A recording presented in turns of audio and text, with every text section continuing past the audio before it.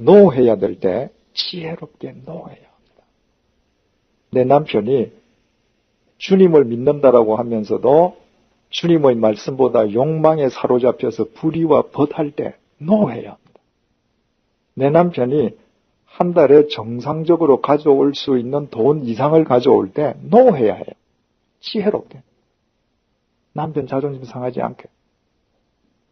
저는 신문을 펼쳐보고 말이죠. 뭐 공직자든 민간은 기업인이든 그 돈 때문에 부정해서 그 구속되고 뭐 재판받고 하는 사람들 기사가 나잖아요. 저는 그 기사들을 볼 때마다 그 아내에게 꼭 묻고 싶은 말이 있어요.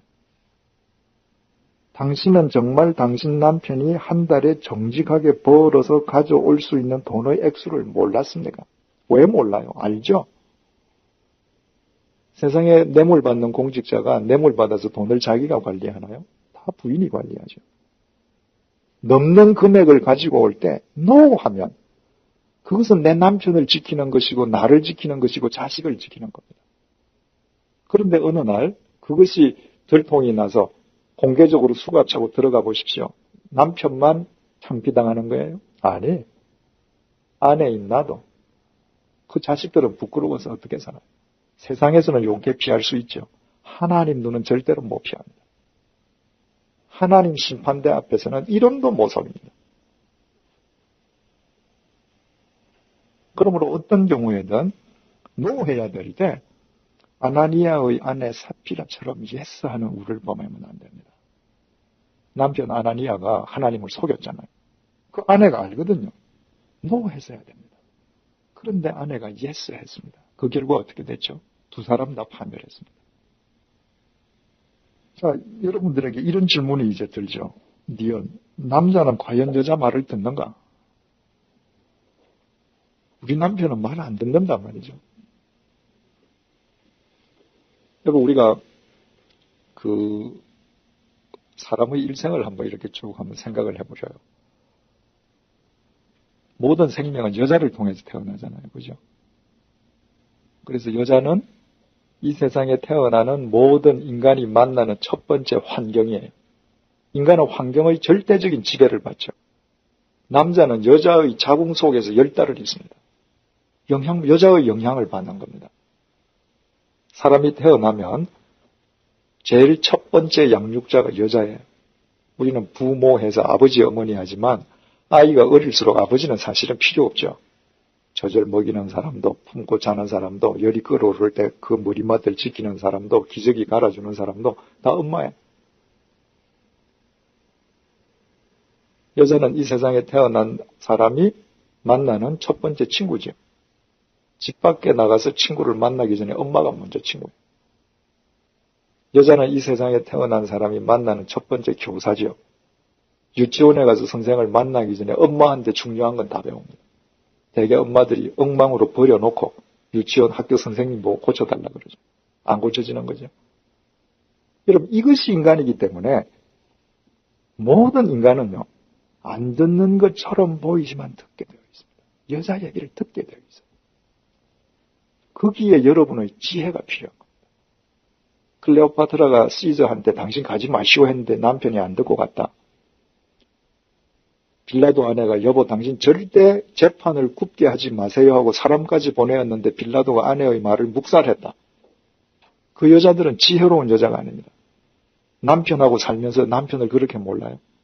내가 어떻게 얘기해야 이 이야기를 내 남편이 귀담아 들어줄 것인가. 그런 지혜마저도 없다면 문제 있는 거죠. 자식도 그렇고 남편도 그렇고 모든 사람은 겉에서는 안 듣는 것처럼 보여도 집을 나서면서 남자는 반드시 다시 음미합니다. 그렇습니까? 안 그렇습니까? 그렇죠? 재밌는 이런 얘기도 있죠. 시골에서 어떤 남편이 소를 팔러 갔어요. 장날에. 그런데 그날 비가 오려고 하니까 남편이 우산을 들고 소를 몰고 갔단 말이죠. 그런데 그 부인이 가만히 있으면 되는데 괜히 쌀이 문 밖을 나가는 남편을 보고 한마디 한 거예요. 또 우산 잊어먹고 오시오 이랬단 말이죠. 평소에 우산을 많이 잊어버리는 남편이에요. 이 남편이 이제 장에 가서 소를 팔았습니다. 거금을 받았잖아요. 갈 때는 소 때문에 걸어갔지만 올 때는 걸어올 필요 없잖아요. 먼 시골길을. 시외버스를 탔습니다. 돈 보따리하고 우산을 들었는데 뒤에서 자꾸 우산 두고 오시오 소리가 맴맴맴맴 하거든요. 이제 이 우산을 더 빨건 쥐고 잠시 졸았습니다. 일어나니까 우산은 있는데 돈 보따리는 없는 거예요. 그게 무슨 얘기냐면 모든 남자는 우산 오늘도 잊어버리시고 오시오 이러니까 남자가 무슨 쓸데없는 소리하고 화내고 나가지만 그게 영향을 미친단 말이죠. 그래서 내가 정말 하나님의 말씀 위에서 내가 바르게 도울 때 그 여파가 안전해질 수가 없는 것이죠. 그건 살아계신 하나님 말씀이시니까. 세 번째로 창세기 2장 23절 보십시다. 아까 우리가 봤던 구절입니다. 창세기 2장 23절. 아담이 가로되 이는 내 뼈 중의 뼈요 살 중의 살이라 이것을 남자에게서 취하였은즉 여자라 칭하리라. 이때 아담이 어떤 일을 하고 있었죠? 에덴 동산에서 하나님께서 어떤 일을 맡기셨던가요? 하나님께서 창조하신 모든 피조물의 이름을 지어라는 겁니다. 여러분, 이름은 그냥 지어지는 게 아니죠. 내가 이름을 짓고자 하는 대상의 속성과 그것을 창조하신 하나님의 섭리 뜻을 바르게 분별할 때에만 지을 수 있어요. 그게 아담에게 하나님께서 모든 것을 짓고 야 너 이름 지어라라고 하셨다는 것은 아담에게 그 능력을 주신 거죠. 그런데 이 아담이 잠이 들었다가 깨어나 보니 하나님께서 지은 내 뼈 중의 뼈, 살 중의 살이 지금 걸어오고 있단 말이죠. 내 뼈 중의 뼈요, 살 중의 살이라고 고백한 다음에 이 사람을 남자에게서 취하였은즉 여자라 칭하리라고 이름을 지었습니다. 말하자면 하나님께서 지은 그 여자의 속성, 하나님의 섭리를 알았던 것입니다. 여기에서 여자로 번역된 히브리 말은 이샤라고 하는데 이샤라고 하는 이 단어의 뜻은요. 여자인 동시에 아내입니다. 히브리 말은 두 단어가 구별이 안 됩니다. 여자는 아내고 아내는 여자예요. 그러니까 여자가 걸어오는 순간에 아담은 이샤다라고 이야기했습니다. 아, 저 사람은 아내다. 아내는 아까 무슨 역할을 하는 거라 그랬죠? 돕는 역할. 그렇다면 우리는 여기에서 뭘 알게 돼요? 여자는 아내의 역할, 돕는 역할로 창조되었기 때문에 남편을 돕는 선을 넘어서면 안 된다는 거예요. 여러분, 여자 중에는 남자보다 똑똑한 여자들이 많습니다. 능력이 더 큰 사람도 있어요. 요즘은 맞벌이 부부하기 때문에 여자가 남편보다 훨씬 더 봉급을 많이 벌 수도 있습니다. 그럼에도 불구하고 여자가 남편을 넘어서려고 하면 그 가정에는 절대 행복이 있을 수 없습니다. 사회적으로 명망 있고 활동 열심히 하는 여자들 우리가 잘 알잖아요. 그런데 그런 여자들이 남편을 넘어서서 자기 아내가 지켜야 될 자리를 뛰어넘을 때 그분 자신의 뜻은 이루어질는지 모르지만 대개 뚜껑을 열어보면 가정적으로 불행합니다. 중요한 건 하나님께서 수없이 많은 사람 가운데 이 남자와 이 여자를 짝 지어주실 때 남자는 내가 하고 싶은 일, 여자는 내가 하고 싶은 일을 하는 것도 중요하지만 그보다 더 중요한 건 이 둘을 짝지워서 이루시려는 하나님의 일이거든요. 그건 절대 이루어지지 않습니다. 그것이 이루어지기 위해서는 아내는 아내의 자리를 지켜야 합니다. 그때 위에서 주시는 하나님의 행복이 그 가정을 지배하게 되는 거예요. 에베소서 5장 22절에서 24절 보십시다. 에베소서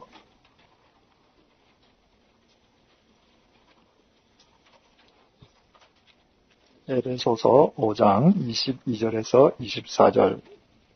자, 우리 여성도님들 한번 읽어보실까요? 시작.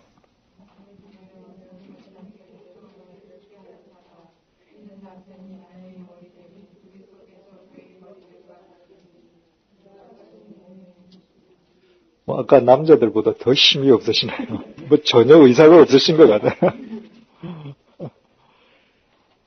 신약 성경 315페이지에 에베소서 5장 22절에서 24절 다시 여성분님들 크게 한번 읽어보십시다. 시작.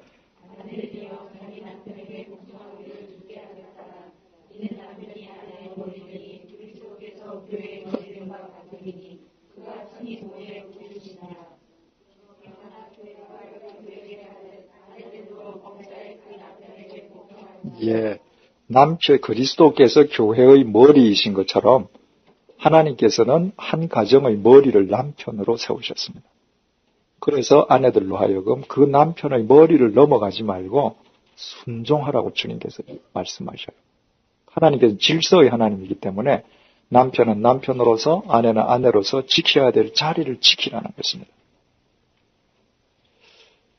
이 여성도님들끼리 모이면 참 여러 가지 주고받는 이야기가 많잖아요. 그 대화라는 게 그 주제가 참 수없이 다양하지 않습니까? 그런데 여자들이 모여서 남편 험담하고 재미있어 하는 분들이 있어요. 그 자기 남편 험담하면 듣는 사람들 다 재미있어 합니다. 그리고 다음에 그 여자 보고 또 남편 험담 또 하게 시키죠. 그러면 그런 분들은 신이 나서 더 험담하죠. 중요한 것은요, 내가 내 남편을 험담할 때 듣는 사람 다 재미있어 하지만 그 사람들은 속으로 내 남편 경멸합니다. 내 남편만 경멸하는 것이 아니라 경멸스러운 남자와 사는 나를 경멸합니다. 세상 사람들이 볼 때는 좀 모자라 보여도 어디에 나가서거나 자기 남편을 머리로 중심으로 높이는 삶을 살아가는 여자들을요, 사람들은 사실은 속으로 존경합니다. 왜냐하면 그런 사람들의 삶은 굳이 입을 열고 말하지 않아도 그들의 삶을 통해서는 성령의 감동이 전해지기 때문입니다. 잠언서 31장 30절에서 31절 한번 찾아보십시다. 잠언서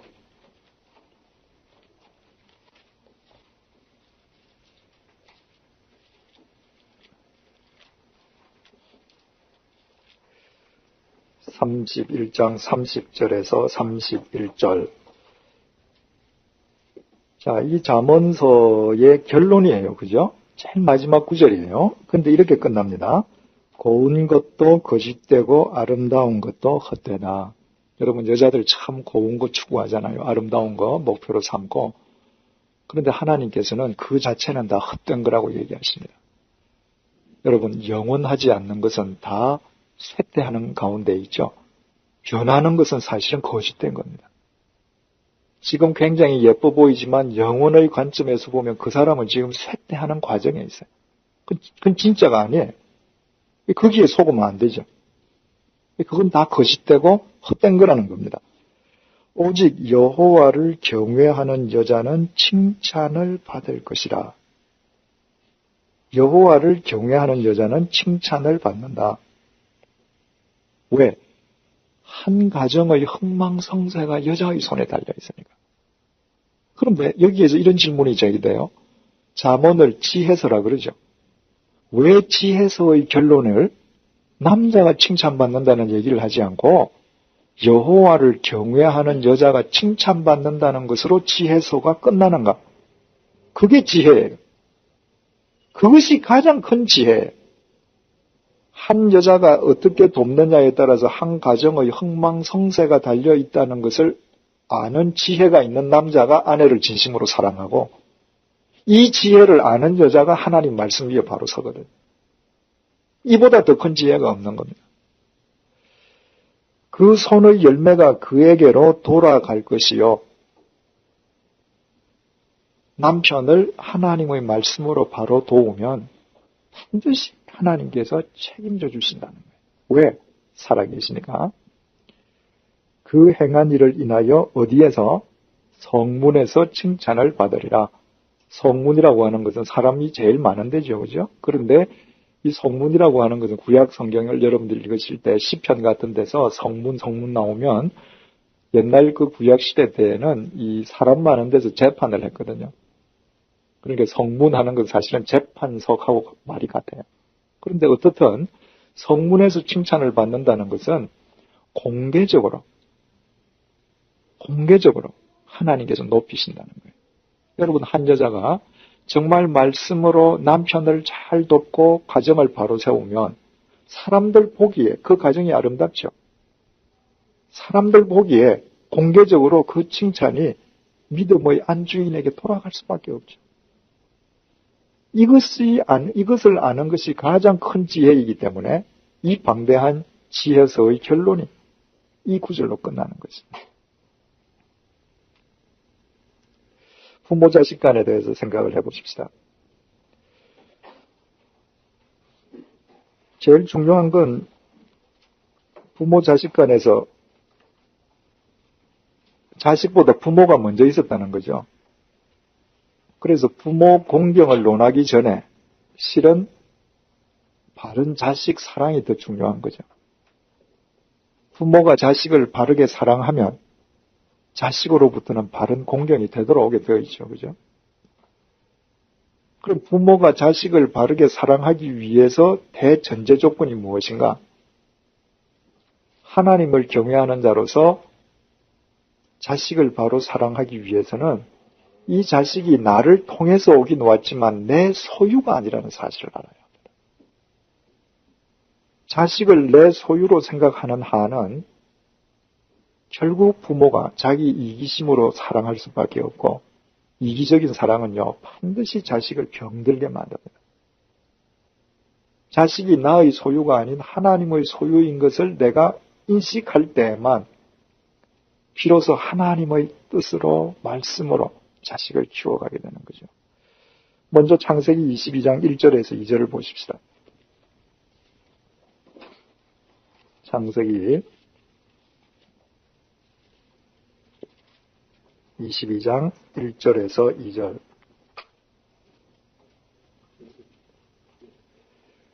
시작. 그 일 후에 하나님이 아브라함을 시험하시려고 그를 부르시되 아브라함아 하시니 그가 가로되 내가 여기 있나이다. 여호와께서 가라사대 네 아들 내 사랑하는 독자 이삭을 데리고 모리아 산으로 가서 내가 네게 지시하는 한 산 거기서 그를 번제로 드리라. 아브라함 시험장이라는 거죠. 하나님께서 아브라함을 지금 시험하시는 거예요. 그런데 하나님의 시험과 관련해서 우리가 늘 헛갈리는 부분이 있습니다. 야고보서 1장 13절 15절을 통해서 하나님이 이렇게 말씀하셨어요. 사람이 시험을 받을 때에 내가 시험을 받는다 하지 말지니 하나님은 악에게 시험을 받지도 아니하시고 친히 아무도 시험하지 아니하시느니라. 오직 각 사람이 시험을 받는 것은 자기 욕심에 끌려 미혹됨이니 욕심이 잉태한 즉 죄를 낳고 죄가 장성한 즉 사망을 낳느니라. 하나님은 아무도 시험 안 하신대. 그런데 바로 이 구절 앞구절 야고보서 1장 12절은 또 이렇게 되어 있습니다. 분명히 13절 15절은 하나님은 누구도 시험 안 하신다고 되어 있는데 12절은 시험을 참는 자는 복이 있도다. 이것에 옳다 인정하심을 받은 후에 주께서 자기를 사랑하는 자들에게 약속하신 생명의 면류관을 얻을 것임이니라. 또 하나님께서는 시험하시는 분으로 나와요. 그리고 지금 창세기 22장은 아브라함을 시험하고 계신단 말이죠. 그 하신다 했다가 안 하신다고 했다가 어떤 게 진짜냔 말이죠. 헬라말로 시험한다라는 그 단어를 페이라조라고 그러는데 그 시험의 주체가 누구냐에 따라서 의미가 달라져 버려요. 가령 고등학생들이 학기 말 시험을 쳐요. 똑같이 시험을 치죠. 그런데 A 고등학교가 주관하는 시험을 치는 아이들은 그 A 학교 소속이에요. B 학교에서 주관하는 시험을 치르는 아이들은 A 학교 학생들 아니죠. 그죠? B 학교 학생들이 치르게 됩니다. 똑같은 시험인데 사탄이 주체가 되어서 인간을 시험할 때는 temptate, 유혹하는 거예요. 그래서 야고보서 13장에서 하나님은 누구도 시험하지 않는다는 것은 누구도 유혹하지 않는다는 말이에요. 우리가 주기도문 외울 때 우리를 시험에 들게 하지 마옵시고 이렇게 기도하잖아요. 그걸 temptation에 빠지지 말게 해주세요. 그 말이에요. 번역이 좀 더 분명하게 됐으면 좋을 뻔했죠. 이 똑같은 시험의 주체가 하나님이 되시면 훈련하신다는 겁니다. 영어로 training, 근데 주로 트레인이라고 하는 것은 육체적인 게 더 강하기 때문에 더 정확하게는 디사이플린, 내적으로 강하게 하는 것. 여러분, 학생들이 왜 시험을 치죠? 이유는 간단해요. 시험 치는 것은 답을 알기 위함입니다. 그 답을 알아가는 가운데 지식이 커진단 말이죠. 그러니까 학생들 아무리 학교에 열심히 다녀도 시험만 치면 알아야 될 답을 모르죠. 하나님께서 왜 우리를 훈련시키시고 시험하시는가? 이유는 간단해요. 우리가 알아야 될 답을 알게 하시기 위함이란 말이죠. 하나님께서 아브라함을 시험하세요. 하나님께서 아브라함을 지금 뭘로 세우시는 거예요? 믿음의 조상으로 세우세요. 믿음의 조상은 자식과의 관계에서 되는 거죠. 그 아브라함에게 지금 답을 가르쳐 주시는 겁니다. 아브라함을 모리아 산으로 불렀어요. 모리아라고 하는 것은 하나님께 보여드린다는 겁니다. 지금 하나님께서 아브라함에게 네가 아는 답을 나한테 보여보라 이러고 부르셨어요. 시험 문제 내용이 뭐죠? 네 자식을 번제로 바쳐라. 우리 예배 때 번제 배웠죠. 안팎, 내장 하나도 남 남기고 각을 떠서 태워서 없애는 거죠. 백세에서 얻은 네 독자 이삭을 그렇게 각을 떠서 하나님께 바치라는 거예요. 아브라함이 순종했습니까? 안 했습니까? 가서 결박하고 칼로 내리치려고 하는 순간에 하나님께서 이제 됐다. 내가 다 봤다. 뭘? 네 독자라도 네가 나를 더 소중히 여기는 걸 봤다. 네 자식이 아니라 내가 준 자식이라는 것. 그러므로 네 자식을 네 뜻대로 키우는 것이 아니라 내 뜻대로 해야 된다는 답을 네가 알았은 걸 내가 이제 알았다는 겁니다. 이것이 중요하단 말이에요.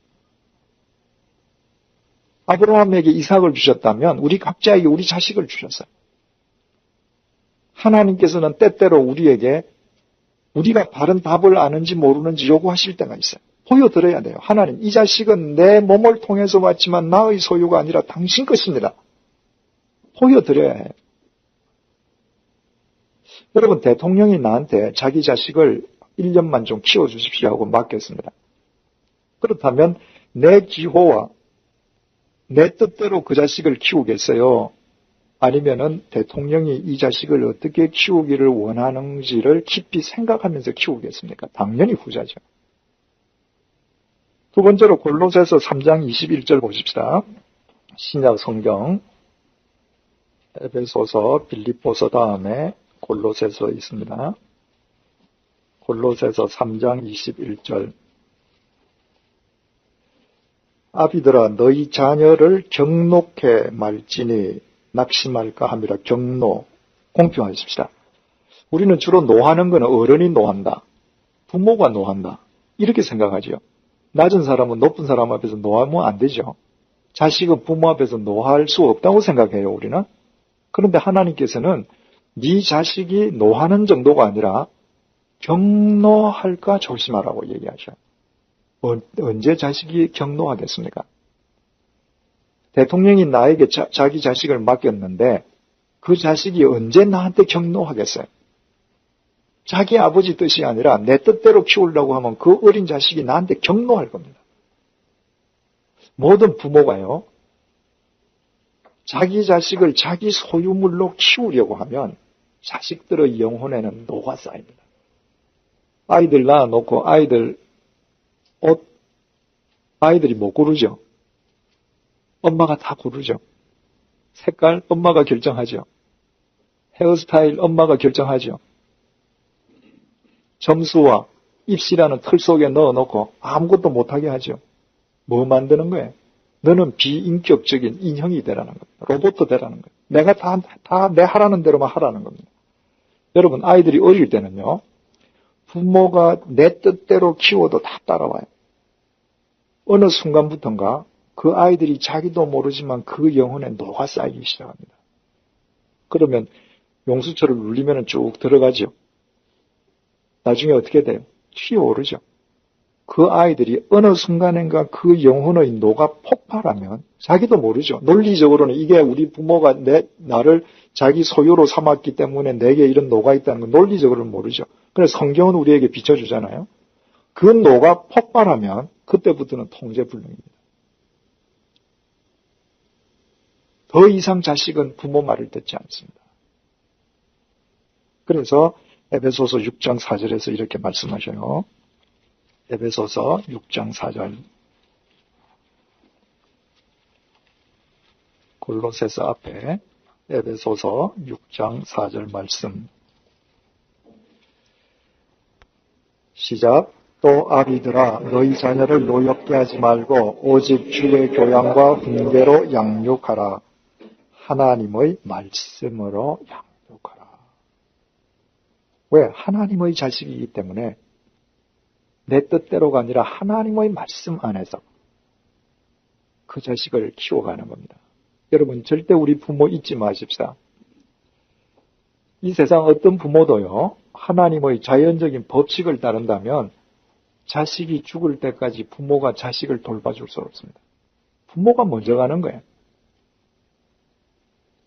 그리고 우리는 자식들과 그 기간이 어느 정도인지는 모르지만 자식의 전 일생 중에서 하나님께서 결정하신 극히 제한된 기간 동안만 자식하고 같이 삽니다.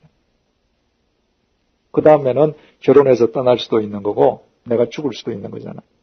그렇다면 지극히 자식의 전 일생 중에서 지극히 제한된 기간 동안만 내가 자식하고 사는데 그 기간 동안 자식한테 해줄 수 있는 가장 큰 선물이 있다면 뭐겠어요? 하나님의 말씀 안에서 그 자식이 홀로 설 수 있도록 세워주는 겁니다.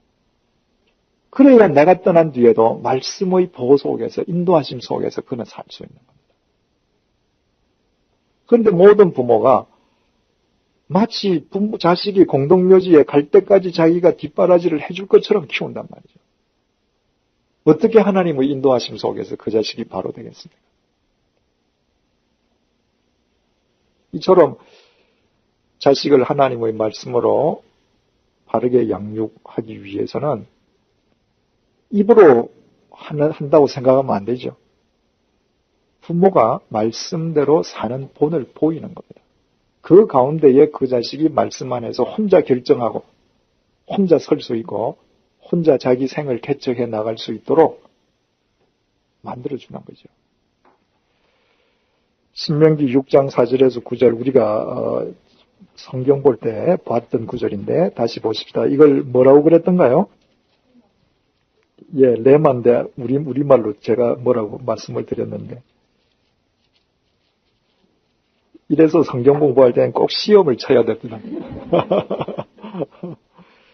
신명기 6장 4절에서 9절 신앙교육 헌장이라 그랬죠. 신앙교육 헌장. 신명기 6장 4절에서 9절 잘 들어보십시오. 이스라엘아 들으라. 우리 하나님 여호와는 오직 하나인 여호와시니 너는 마음을 다하고 성품을 다하고 힘을 다하여 내 하나님 여호와를 사랑하라. 오늘날 내가 네게 명하는 이 말씀을 너는 마음에 새기고 내 자녀에게 부지런히 가르치며 집에 앉았을 때에든지 길에 행할 때에든지 누웠을 때에든지 일어날 때에든지 이 말씀을 강론할 것이며 이까지만 있으면 그저 하나님 말씀은 내 삶하고는 상관없이 입으로만 가르치면 된다 이렇게 생각하기가 쉽죠. 그 다음에 이렇게 얘기하십니다. 너는 또 그것을 내 손목에 메어 기호를 삼으며 내 미간에 붙여 표를 삼고 또 내 집 문설주와 바깥문에 기록해라. 네가 먼저 네 손목에 메어라. 그때 얘기 드렸죠? 내 손이 무엇을 행하든 하나님의 말씀의 토대 위에서 해라. 네 미간에 붙여라. 네 머리가 무슨 결정을 내리든지 말씀을 떠나지 마라. 네 문 집 안에 문 안쪽에다 붙여둬라. 내가 아침에 출근할 때 내가 오늘 세상을 향해서 나아가지만 나는 말씀의 증인으로 나아간다. 네 문 밖에다가 붙여둬라. 내가 퇴근하고 들어올 때 내가 집으로 들어가지만 나는 신앙의 아버지로 어머니로 신앙의 남편으로 아내로 나는 이 집을 들어간다. 네가 그렇게 살아라. 그렇게 살면 자식은 닮게 되어 있죠.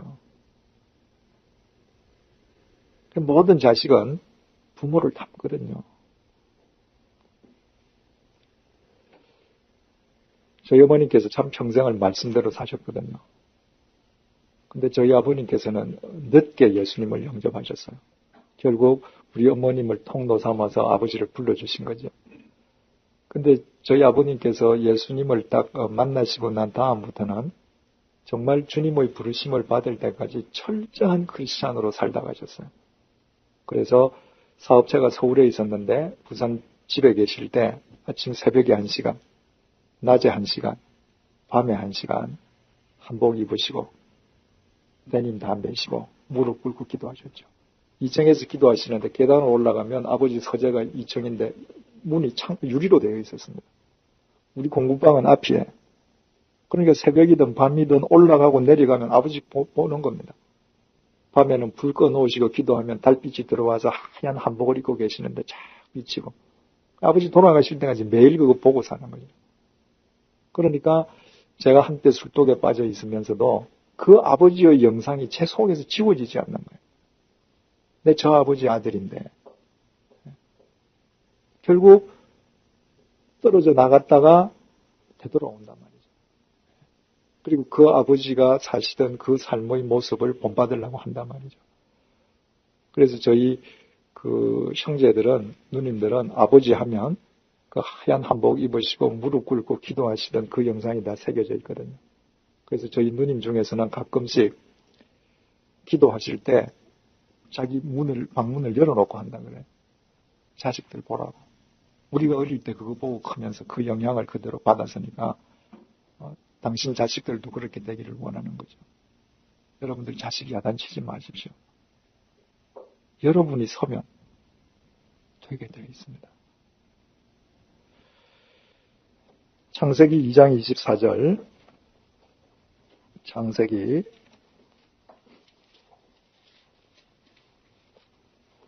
2장 24절 시작. 이러므로 남자가 부모를 떠나 그 아내와 연합하여 둘이 한 몸을 이룰지로다. 부모가 자식을 사랑하는 사람 중에 가장 큰 사랑, 마지막 피날레는 자식을 떠나보내주는 겁니다. 여러분, 많은 부모들이 자식의 결혼을 위해서 혼수는 참 많이 준비해요. 살 집까지 다 마련해줘요. 한국 청년들처럼 부모 의존적인 청년들이 없잖아요. 다 부모가 다 해줘요. 그런데 부모가 다 해주면서 떠나보내주질 않아요. 절대로 결혼식은 내 사위와 내 며느리를 얻는 날이 아닙니다. 내 자식의 결혼식은요, 내 자식이 지 아내 혹은 남편을 얻는 날이에요. 그 결과로 그 여자가, 그 남자가 내 사위가 되든가 내 며느리가 되는 겁니다. 많은 사람들이 이걸 착각해요. 나한테 좋은 며느리냐 사위냐가 중요하지 않습니다. 내 딸, 내 아들에게 좋은 남편이냐 아내냐가 중요해요. 그리고 떠나보내줘야 돼요. 이것은 경제적으로 여유가 되지 않는데도 반드시 공간적으로 분가하라 그런 의미 아니죠. 같은 지붕 안에 살 수 있습니다. 마음속으로부터 성인으로 독립시켜주라는 거예요. 그 삶에 개입하지 말라는 말이죠. 카리를 지불한 레바논 그 시인, 그 궁수의 시위에서 떠난 화살이 멀리 날아갈수록 궁수의 기쁨이 커지듯이 결혼식을 통해서 내 자식을 성인으로 내가 멀리 떠나보낼수록 이제는 하나님께서 그들을 친히 책임져 주실 것을 믿는 기쁨이 우리 속에 있지 않으면 평생 우리나라 같은 이 문화풍토 속에서는 부모가 자식의 걸림돌이 돼요. 많은 부모들 개입 때문에 젊은이들, 부부들의 삶이 행복하지 않는 집이 너무너무 많습니다. 결심하셔야 합니다. 여러분 자식들의 결혼식은 소꿉장난의 선포가 아니라 그들의 성인됨을 선포하는 거예요. 여러분들이 젊으셨을 때 결혼하시고 많은 실수도 있었지만 그 실수를 통해서 여러분들의 인생 경륜이 깊어졌잖아요. 마찬가지예요. 내 자식들도 결혼해서 실수도 있을 수 있습니다. 그러나 그런 과정을 거치면서 부모인 내가 이 세상을 떠나도 그들이 자기 인생을 하나님 앞에서 가꾸어 나갈 영적 자립인으로 서는 것입니다. 자식의 의무, 자식에 대해서 하나님께서 뭐라고 명령하시는가? 출애굽기 20장 12절. 출애굽기 20장은 무슨 장이라 그랬던가요? 십계명장이라고 그랬습니다. 출애굽기 20장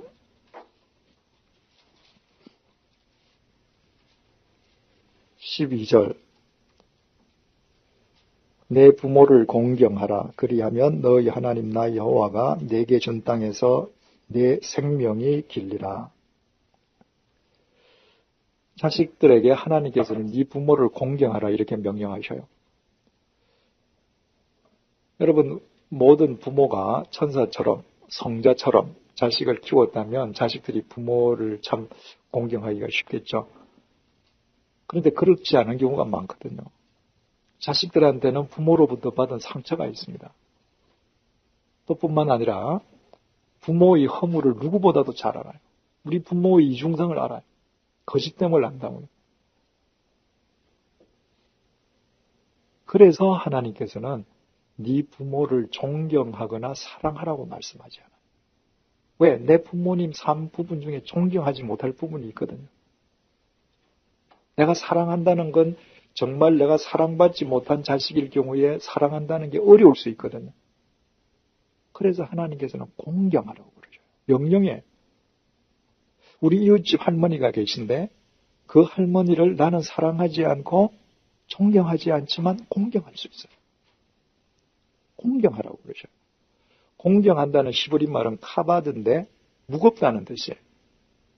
바꾸어 말하면 하나님께서 공경하라 하실 때 부모를 공경한다는 것은 그분들이 살아오신 삶의 무게를 높여드리는 겁니다. 내가 내 부모님의 삶의 무게를 내가 인정하면요. 부모님께서 아무런 벌이도 없으시고 병석에 누워 계셔도 부모님은 내게 중요한 존재가 됩니다. 그러나 부모님의 삶의 무게를 인정하지 못하면 부모 유산 받으면 끝이에요. 하나님께서 십계명 돌판을 2개를 주셨거든요. 첫 번째 판에는 하나님과의 관계, 두 번째 판에는 사람과의 관계잖아요. 그런데 이 사람과의 관계의 첫 계명이 네 부모의 삶의 무게를 인정하라는 겁니다. 생각해 보셔요. 지금은 연로하시고 아무 쓸모없어 보이시는 그 내 부모님이 살아오신 그 삶의 무게를 인정하지 않는 자가 어떻게 시장 바닥에서 콩나물 파는 아주머니의 인생의 무게를 존중하겠습니까? 못하죠. 내 부모의 인생의 무게를 인정하지 못하는 사람은 누구도 제대로 사랑할 수 없습니다. 그래서 이 계명이 제일 먼저예요. 자, 우리가 부모님을 공경해야 될 이유가 무엇인가? 첫째로 부모는 보이지 않는 하나님의 눈에 보이는 대리인이기 때문이에요. 하나님은 눈에 안 보이죠? 그런데 눈에 보이지 않는 그 하나님의 대리인으로 우리에게 주신 분이 우리의 부모님이세요. 창세기 27장 38절 보면 야곱이 아버지를 속이고 아버지로부터 축복 기도를 받지 않습니까? 그랬더니 에서가 와서 대성통곡을 하면서 아버지 내게도 좀 해주십시오. 구약 성경 사람들은 철저하게 아버지를 하나님의 대리인으로 알았어요. 아버지가 복을 주면 하나님께서 복을 주시고 아버지가 저주하면 하나님의 저주가 임한다고 알았던 겁니다. 생각해 보셔요. 내 눈에 보이는 내 부모를 공경하지 않는 자가 눈에 보이지 않는 하나님 아버지를 매사에 공경할 수 있다. 그건 어느 모노보나 거짓말이죠. 내 부모가 내 마음에 안 드는 부분이 있어서 내가 싫어한다면 내 마음에 안 드는 하나님 말씀을 내가 어떻게 준수하겠어요? 이 무시하는 거죠. 중국의 그 유명한 근대 석학 중에 그 캐톨릭, 본래는 그 개신교 신자였는데 캐톨릭으로 기이하신 오경웅 박사가 있습니다. 그건 아주 중국 대륙을 대표하는 크리스찬이고 대만을 대표하시는 동시대의 인물이 이모당 박사죠. 근데 이 오경웅 박사의 부인은 무학이에요. 이분 한 분은 대석학인데 부인은 무학이에요. 왜 그런 일이 일어났는가? 당시 중국의 관슬이 부모가 짝을 이 처녀가 내 아들한테 좋겠다. 그래서 부모가 짝을 지어줬거든요. 하라 그러면 자식들이 했습니다. 그런데 이 석학이 무학인 아내와 더불어 평생을 너무 금실이 좋게 살아요. 그래서 사람들이 오 박사한테 물었습니다. 당신처럼 박학한 사람이 저 전혀 무학인 아내와 평생을 살다 보면 힘들지 않냐? 그랬더니 오 박사가 이렇게 얘기했어요. 부모가 내 배우자를 결정해줬다는 것이야말로 이 배우자가 하나님께로부터 온 배우자임을 나는 믿게 되었기 때문에 난 더 행복했다. 오경훈 박사는 자기 아버지를 하나님으로 본 사람. 두 번째로 우리의 생명이 부모를 통해서 왔기 때문에 그렇습니다. 마태복음 1장을 보면 아브라함은 이삭을 낳고 이삭은 야곱을 낳고 우리의 생명이 부모로부터 왔음을 마태복음 1장이 강조하고 있잖아요. 그죠? 하나님께서는 나라는 존재를 이 땅에 태어나게 하시기 위해서 우리 아빠, 엄마를 선택하신 거예요. 만약에 다른 아빠, 엄마를 선택하셨다면 내가 있습니까? 없습니까? 난 존재하지 않아요.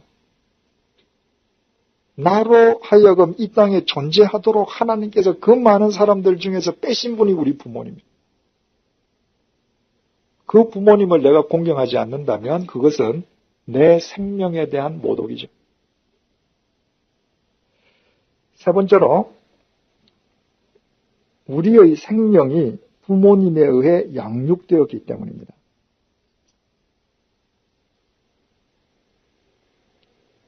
출애굽기 2장 1절에서 4절 보면요. 이집트의 바로왕이 명령을 내렸죠. 이집트에서 노예 생활하는 히브리 노예들 중에서 딸을 낳으면 살려주고 아들을 낳으면 다 죽여버리라고 명령을 내렸습니다. 그런데 아므람이라는 레위인과 요게벳이라고 하는 부부가 아이를 낳았는데 아들이란 말이죠. 그랬더니 석 달 동안을 숨기죠. 이건 뭘 걸은 거예요? 목숨을 걸은 거예요. 자식을 양육하는데 목숨을 걸었습니다. 그리고 3달째 될 때 더 이상 아이를 숨길 수 없을 때 갈대 상자를 만들어서 안에 역청 아스팔트를 바르고 방수죠. 그리고 강에 띄워서 어떻게 되나 보다가 공주가 그 아이를 건지니까 자기가 가서 유모가 된다는 거죠. 목숨을 걸고 자식을 양육합니다. 여러분 이것은 모세 부모님의 이야기만이 아니잖아요. 어느 시대나 부모님들은 자식을 양육하는데 적어도 정상적인 부모라면 다 목숨을 겁니다. 자식 키운다고 부모님들이, 아버지들이 직장에서 얼마나 자존심 상하는 일 많은지 아십니까? 참는 거죠. 자식 키운다고 어머니들 먹고 싶은 거 못 먹고 입고 싶은 거 못 입고 가고 싶은 거 못 가고 그러고 키우잖아요. 그죠? 언젠가 그 TV에서 6.25 그 특집 다큐멘터리를 하는 걸 봤는데요. 그 정말 그때 참 우리가 얼마나 가난했는지 잘 아시잖아요. 그죠? 그 미군들이 와서 이 쌀 주머니를 던져주는데 뭐 주민들이 뭐 바글바글하죠. 전부 다 하나씩 받은 사람은 이제 뛰어가는데 마지막 딱 쌀 주머니를 하나 탁 던졌는데 한 사람이 탁 잡았어요. 그런데 이 귀퉁이를 다른 사람이 잡았습니다. 이 두 사람이요. 서로 그 쌀자루를 차지하려고 땅바닥을 뒹구는 겁니다. 그러면서도 이 쌀자루를 안 놔요. 필름은 거기서 끊어지고 딴 영상으로 넘어갔습니다. 누가 가져갔는지 모르겠어요. 그 아버지들이 그걸 움켜쥐고 땅바닥을 뒹구는 이유가 뭐예요? 이게 우리 자식들 생명이거든요. 어느 시대나 부모님들은 그렇게 키웁니다. 우리를. 그러므로 부모님을 공경하는 건 당연한 일이죠. 네 번째로 공경은 이해와 사랑을 낳기 때문입니다. 내가 지금 사랑하진 못하지만 그러나 내가 부모님을 공경하고 그 삶의 무게를 인정하면 공경은 반드시 이해하게 돼요. 이해는 포용과 수용이거든요. 그런데 포용과 수용은 사랑의 첫 단계입니다. 그래서 공경하면 이해하게 되고 이해하면 결국 사랑하게 돼요. 룻기 우리 잘 알잖아요. 모압 여자 룻이 시어머니 나오미 둘 다 과부예요. 그런데 시어머니가 모압이라고 이민을 갔다가 거기서 너무 가난해서 지금 유대로 역이민, 자기 본국으로 돌아가는데 시어머니가 가라 그러니까 룻이 얼마든지 자기 친정에 갈 수 있습니다. 그 과부 시어머니가 뭐가 좋겠어요? 그러나 그는 하나님께서 공경하라고 명령하셨기 때문에 공경하기 위해서 따라가잖아요. 따라가서 둘이서 살다가 서로 이해하게 되죠. 그리고 사랑하게 되죠. 그래서 시어머니가 자기 며느리 개가를 시어머니가 앞장서 주잖아. 며느리가 개가하고 아이를 얻었으면 시어머니하고는 이제 핏줄상 다른 사람이죠. 그런데 그 자식을 여자가 아이 낳으면 동물적인 본능으로 그 자식을 지키려고 하는데 그 사랑스러운 자식을 시어머니 품에다 키우라고 드렸습니다. 공경이 이해를 낳고 이해가 사랑하게 된 겁니다. 그래서 하나님께서 부모를 공경하라 그러죠. 내가 공경하면 반드시 이해할 때가 있습니다. 이해하고 사랑할 때가 있어요. 제가 저희 어머님께서 살아계실 때 참 이해할 수 없는 사건이 하나 있었습니다. 70년대 중반에 제가 사업을 할 때 그 거래처 어떤 그에서 시골에서 이제 수확한 쌀이라고 쌀을 한 가마니를 저한테 보내줬습니다. 근데 그 쌀을 싣고 집으로 갔죠. 한 30년 전이니까 그때 저희 집에 부엌에 뒤주가 있었어요. 그래서 이제 뒤주에다가 쌀을 넣고 마침 기사가 퇴근을 하길래 기사한테 제가 쌀을 퍼줬습니다. 어머님이 오셨어요. 그래서 어머님께 누가 쌀을 선물로 주길래 저 뒤지 안에 넣고 기사 갈 때 쌀을 좀 퍼줬다고 그랬더니 어머님께서 저를 야단치시는 거예요. 어떻게 쌀을 함부로 퍼주느냐고. 저로서는 이해하기가 어렵잖아요. 제가 본래 뒤주에 있던 쌀을 축을 내서면 야단 듣는 게 당연한데 제가 쌀을 갖다 부어서니까 쌀은 더 늘어났는데 왜 어머니 허락 없이 쌀을 퍼줬느냐고 야단을 치신단 말이죠. 이해가 잘 안 됐죠. 그런데 당시 서강대학교 국문과 교수이던 김열규 교수하고 이야기를 하면서 그 김 교수님이 참 중요한 사실을 가르쳐 줬습니다. 옛날의 시어머니, 또 시어머니로부터 정권을 이임받은 며느리, 그러니까 옛날의 가정주부가 집을 지키면서 하는 제일 중요한 일이 뒤주 지키는 거라. 오죽하면 세 통을 채웠겠어요. 그만큼 우리 민족은 전통적으로 가난해요.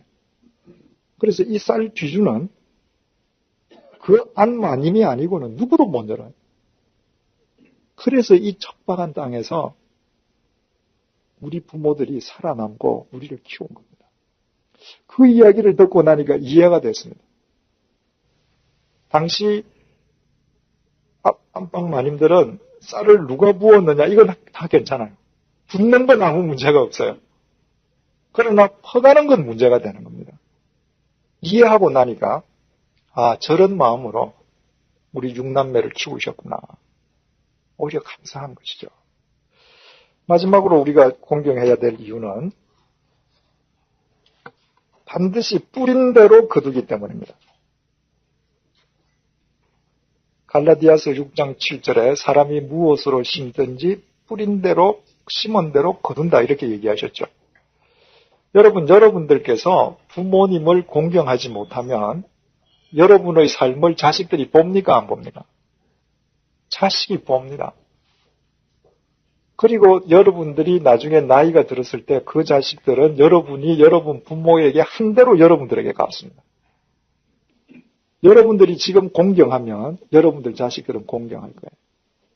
전 참 안타까운 부부들이, 젊은 부부들이 참 볼 때마다 이 가슴 아픈 부부들이 있는데요. 자기 부모들에 대해서는 아무런 공경을, 의무를 다하지 않고 자기 아이들 사랑에 극진한 부부들이 있죠. 전 정말 안타까워요. 30년 후에 자기 자식들한테 고스란히 되돌려 받을 거거든요. 그래서 여러분의 부모님을 공경하고 이해의 단계 정도에 있다. 내가 아직 사랑하지는 못한다. 그럴지라도 어떤 경우에도 여러분들은 부모님을 특히 며느리가 시부모를 미워하면 안 됩니다. 히브리서 12장 15절을 한번 들어보세요. 너희는 돌아보아 하나님 은혜에 이르지 못하는 자가 있는가 두려워하고 또 쓴 뿌리가 나서 괴롭게 하고 많은 사람이 더러움을 입을까 두려워하라. 쓴 뿌리를 조심해라. 이 쓴 뿌리라는 게 굉장히 중요해요. 내가 누구를 미워하죠. 매일 미워한단 말이죠. 그 말을 바꾸어 표현하면 나도 모르게 내 영이 그 사람에게 집착하고 있는 겁니다. 그래서 내가 미워하면 미워하는 만큼 그 미움의 쓴 뿌리가 내한테 남아요. 그래서 어느 날인가 내가 미워하던 대상과 똑같아져 버립니다. 여러분들이 친정어머니와 결혼하기 전에 살 때 친정어머니 이런 부분은 정말 싫어요. 그래서 나는 절대로 우리 어머니처럼 안 돼야지. 그런데 시집가서 막 자식 야단치다가 보면 어머니하고 똑같은 자기 모습 보고 깜짝 놀라죠. 나는 우리 아버지처럼은 절대 안 될 거야. 그랬는데 어느 날 보면 아버지하고 똑같이 되어 있어요. 왜? 쓴 뿌리 때문에 그렇습니다. 여러분 고부간의 갈등을 한번 생각해 보셔요. 우리나라는 역사적으로 고부간의 갈등이 있거든요. 그러면 처녀가 시집가서 시어머니를 모시면서 그 온갖 이 괴로움을 다 겪을 때 결심할 겁니다. 그죠? 나는 우리 아들 장가가면 절대로 이렇게 안 하고 좋은 시어머니 될 거다. 그런데 시어머니가 되면 또 똑같아진단 말이죠. 왜 그래요? 쓴 뿌리 때문에 그렇습니다. 그래서 여러분들이 부모를 공경하지 않고 미워하거나 정오하면서 쓴 뿌리를 심으면 결국은 고스란히 자식한테 되었습니다.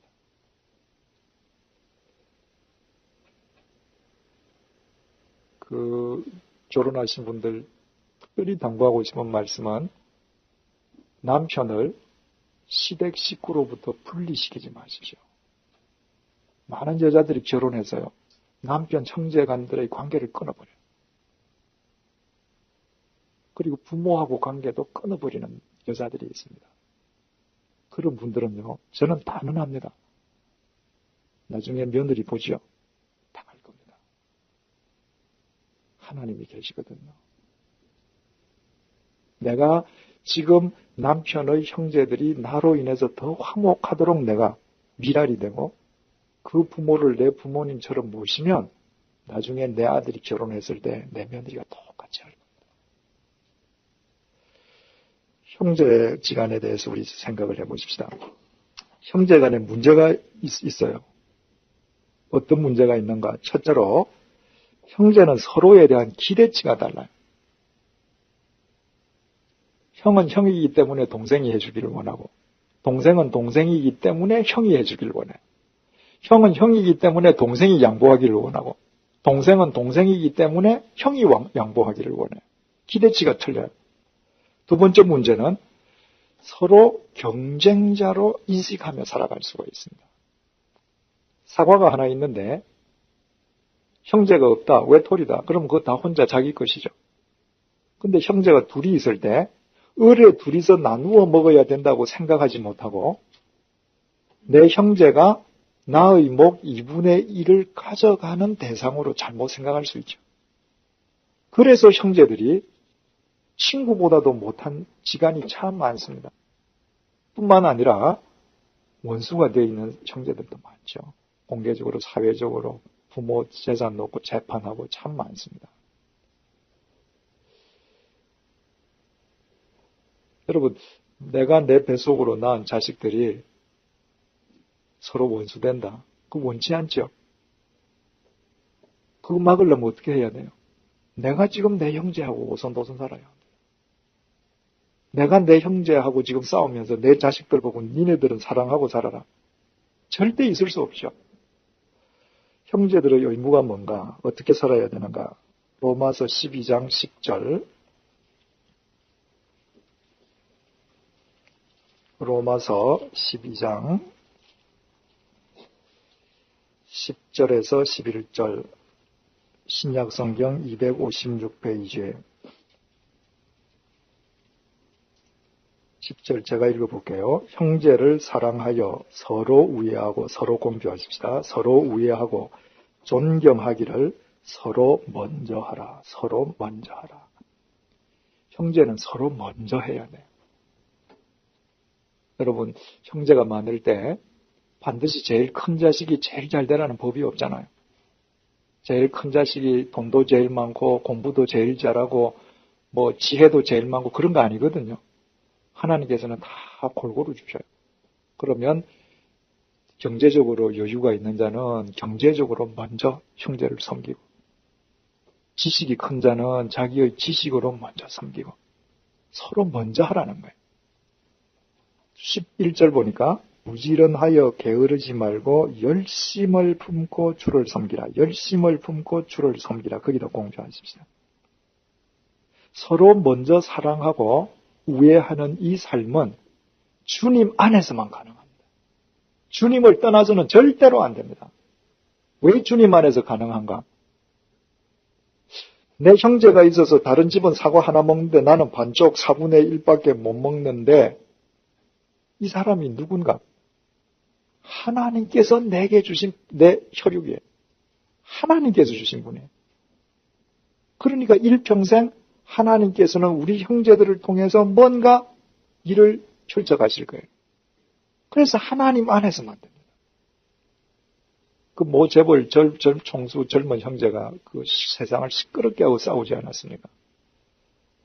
그래서 그 총수가 자기 그 집무실에서 전 빌딩에 그 방송되는 그 방송만 네트워크를 통해서 나는 오늘부터 내 동생과 형제의 연을 끊었다 하고 선포했거든요. 얼마나 무시무시한 얘기예요. 그런데 그 형제들이 언제 화해했는가? 자기 아버지 기일날 묘소 앞에서 만나서는 화해했어요. 왜? 아버지 앞에 있고 보니까 이게 싸운다는 것 자체가 부끄러운 일이거든요. 그래서 아버지 앞에서 서로 손잡고 미안하다 화해했습니다. 그 화해하는 줄 알았더니 가서는 또 싸웠어요. 아버지를 생각 안 하면 안 돼. 하나님 안에서만, 하나님 아버지께서 형제되게 해주셨음을 생각해 보셔요. 예전에 뭐 형제가 많다 해도 우리 집도 7형제다가 한 분 먼저 가시고 6형제가 됐는데, 예전에 우리 부모님들이 자식들을 많이 낳을 때도 10명 이상은 어렵잖아. 요즘은 뭐 자식 많이 안 낳으니까 뭐 둘, 뭐 이렇잖아요. 그러면 60억 인구 중에서 내 부모의 핏줄을 타고 나도록 특별히 내 옆에 두신 분은 그 한두 사람밖에 없습니다. 얼마나 대단한 일이에요. 그 사실을 깨달을 때 형제는 정말 서로 사랑할 수 있고, 사랑할 때 그들을 통해서 하나님의 역사는 이루어지는 거죠. 성경에 나타난 형제 사랑의 대표적인 예를 우리 한번 찾아보십시다. 창세기 45장 7절에서 8절입니다. 창세기 45장 7절에서 8절. 이게 무슨 얘기인고 하니 요셉의 형들이 요셉을 시기해서 팔아먹었죠. 그런데 이 요셉이 이집트에 가서 국무총리가 됐잖아요. 먹을 것이 없어서 형들이 이집트에 가서 양식을 사는데, 동생 요셉은 형들을 알아봤는데 형들은 감히 동생이 국무총리라는 걸 상상을 못했으니까 못 알아보죠. 그 형들 앞에서 동생 요셉이 하는 말입니다. 7절, 8절. 하나님이 큰 구원으로 당신들의 생명을 보존하고 당신들의 후손을 세상에 두시려고 나를 당신들 앞서 보내셨나니, 그런즉 나를 이리로 보낸 자는 당신들이 아니요 하나님이시라. 하나님이 나로 바로의 앞일을 삼으시며 그 온 집의 주를 삼으시며 애굽 온 땅의 치자를 삼으셨나이다. 형들은 지금 이제 죽었다고 생각했잖아요. 자기네들이 팔아먹은 동생이 국무총리니까. 그런데 동생이 뭐라 그래요? 형님들이 나를 판 게 아니라 하나님께서 우리 집안과 인류를 구원하시려고 하나님께서 나를 보내주셨습니다. 먼저 사랑했어요. 지금 이 순간은 요셉이 형제 서열상으로는 11번째지만 세상적으로 지금 가장 높은 자예요. 먼저 사랑했어요.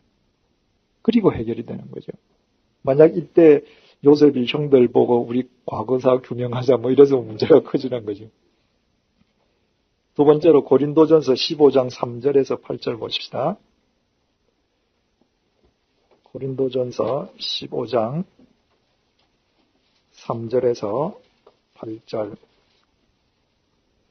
내가 받은 것을 먼저 너희에게 전하였노니 이는 성경대로 그리스도께서 우리 죄를 위하여 죽으시고 장사 지낸 바 되었다가 성경대로 사흘 만에 다시 살아나사 게바에게 보이시고 후에 12 제자에게와 그 후에 500여 형제에게 일시에 보이셨나니 그 중에 지금까지 태반이나 살아있고 어떤 이는 잠들었으며 그 후에 야고보에게 보이셨으며 그 후에 모든 사도에게와 맨 나중에 만삭되지 못하여 난 자 같은 내게도 보이셨느니라. 부활하신 주님께서 친히 부활하신 당신 모습을 보여주셔서 부활의 목격자가 지금 여기에 적혀 있어요. 500여 명 제자들, 모든 사도들. 그런데 야고보라는 사람이 있습니다. 주님께서 야고보에게 보여주셨다는 거예요. 이 야고보가 누구예요? 예수님 동생이에요. 엄밀하게 따지면 예수님 동생일 수 없죠. 예수님은 성령으로 잉태된 하나님의 아들 성자 하나님이세요. 그런데 이 야고보는 요셉과 마리아 사이에서 난 인간의 자식이에요. 그러나 같은 어머니 태에서 났기 때문에 예수님은 자기 동생을 먼저 찾아가서 동생아 내가 부활했다. 이러고 보여줍니다. 그래서 사도행전 15장 보면 예루살렘에서 첫 번째 사도들의 공의회가 열렸을 때 의장이 누구예요? 이 야고보예요. 예수님 동생이 초대교회 최초의 지도자가 됩니다. 혹 여러분들 중에 이복 형제를 두신 분도 계실 수 있고 이부 형제가 있을 수도 있죠. 아버지가 틀리거나 어머니가 틀리거나 형제가 있을 수 있습니다. 예수님께서 야고보를 동생으로 생각하시고 먼저 찾아가서 사랑해 주시는 이 모습은 이부 형제, 이복 형제라고 해서 남보다 소원한 게 아니라 오히려 친구나 다른 친족보다 더 가까워야 됨을 우리에게 일깨워주는 거죠.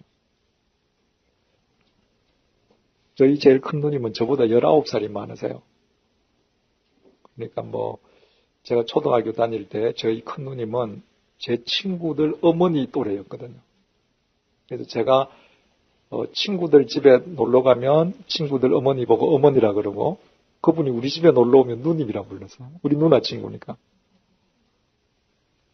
그런데도 세월이 흘러갈수록요. 참 형제는 정말 좋고요. 제가 인생에 어려운 질곡에 빠져 있을 때 저희 누님들, 자형들이 참 발벗고 나서서 건져주셨고요. 그래서 저는 나이가 들어갈수록 그런 형제를 주신 하나님께 정말 감사합니다. 시편 128편을 한번 보십시다.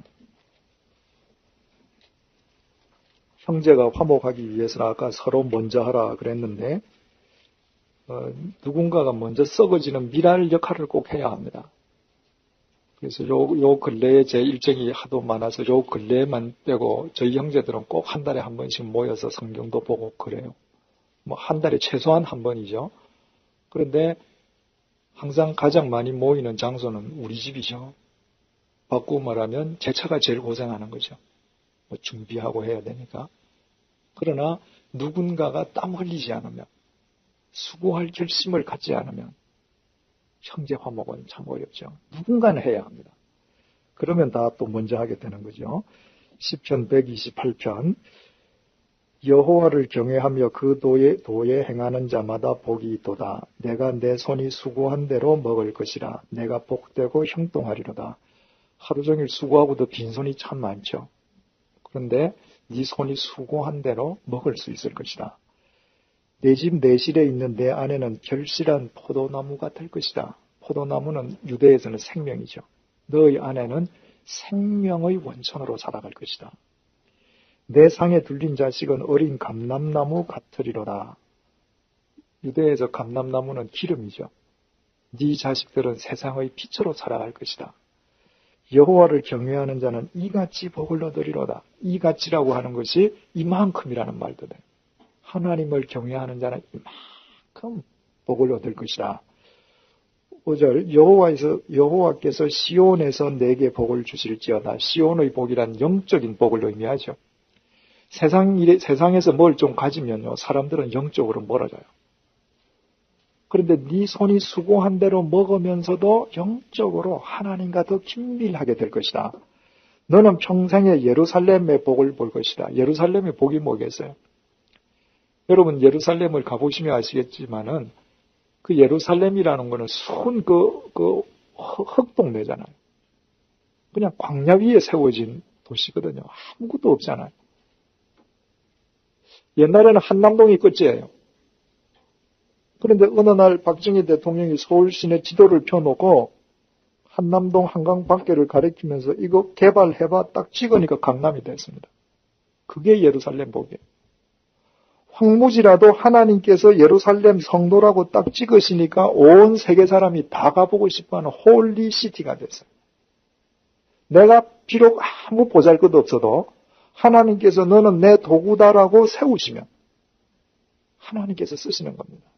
그런 예루살렘의 복이 있다. 내 자식의 자식을 볼지어다. 자식이라는 말은 손자라는 뜻도 돼요. 히브리 말은.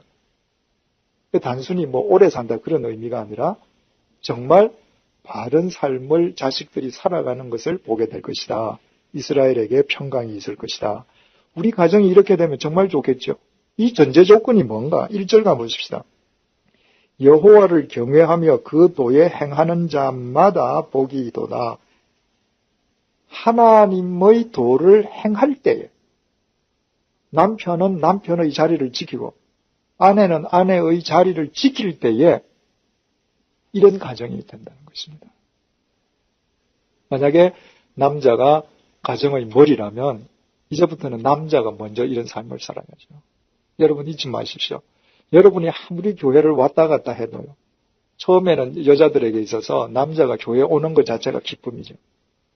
그러나 정말 가장인 그 가정의 머리인 남자가 여호와의 도를 쫓는 삶을 살기 전까지 여자는 울면서 삽니다. 그러면 그 가정이 참 평안하기 어렵겠죠. 우리말로 아내가 그 말 뜻을 쫓아 올라가면 어원을 쫓아가면 안해라는 거죠. 집안에 있는 해, 태양이라는 거예요. 내가 하늘이 돼야 돼. 내가 하늘이 될 때 내 처는 안해가 돼. 내 사랑 속에서. 그때 우리 집이 따뜻하고 우리 집이 밝고 우리 집이 보람되어지는 것이죠. 우리는 새신자반 공부를 지금 마쳤습니다. 새신자반이 뭐죠? 초신자라는 말이 아니라 그랬죠. 그리스도 안에서 새로운 삶을 살기로 결단한 사람들이라 그랬습니다. 아무쪼록 여러분들께서 이런 새로운 삶을 그리스도 안에 사심으로 여러분의 가정이 이와 같이 은총의 가정이 되시기를 축원드립니다.